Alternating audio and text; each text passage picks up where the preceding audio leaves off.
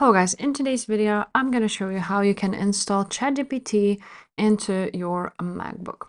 So first of all, you can download the app right there once you are on openai.com, or if you're already signed into your account on ChatGPT and you have opened up the messages where you can generate the responses from ChatGPT, you can go ahead on your profile icon right there, click on it, and click download the Mac OS app.